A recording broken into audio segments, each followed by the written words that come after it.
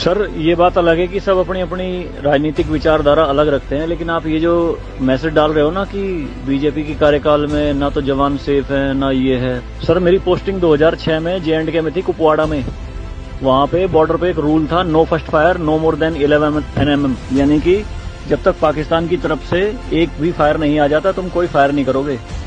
No more than 11 mm मतलब वो हमारे ऊपर RPG चलाएं, मोटरार चलाएं, कुछ भी चलाएं, हम 11 mm से ऊपर का राउंड नहीं चला सकते थे वहां पे। मेरे हाथ पे ओम गुदा हुआ है। इस ओम के गुदे होने की वजह से मुझे हाथ में रुमाल बांध के ड्यूटी करनी पड़ती थी वहां पे। अगर उनको ओम दिख गया ना तो छोटे छोटे बच्चे पत्थर मारना शुरू कर देते थे।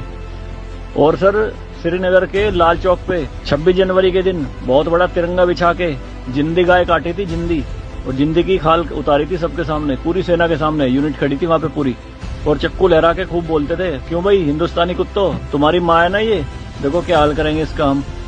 भाई कुछ नहीं उखाड़ सकते थे उनका। क्यों? क्योंकि सेंट्रल में गवर्नमेंट गंडवी थी, नपुंसक गवर्नमेंट थी।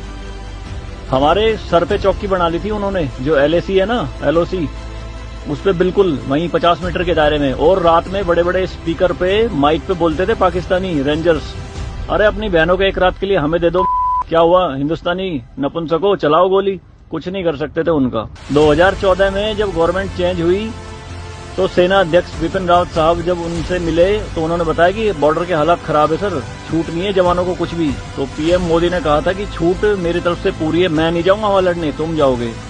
आज की डेट में आप मुझे एक भी चौकी बता दो अगर वहां ढूंढने से मिल जाए। दूरबीन लगा के देखनी पड़ती है पहाड़ों में, वो भी बंकरों में है अंदर, सारी लगा दी उन्होंने तोप उड़ा के। शांति काल में आप 155 mm की बोफोर्स टाइप की तोप नहीं चला सकते, यूएनओ का रूल है। लेकिन 2014 में ये बोफोर्स भी चली JNK में पाकिस्तान की तरफ चौकी उड़ाने के लिए। तो सर ये मत कहिए कि बीजेपी के कार्यकाल में जवान मर रहे हैं, ये हो रहा है। सर सेना के जो हाथ खुले हैं ना वो बीजेपी के कार्यकाल में खुले हैं। मैं इसका जीता जागता प्रत्यक्ष आपके सामने बैठा हूं।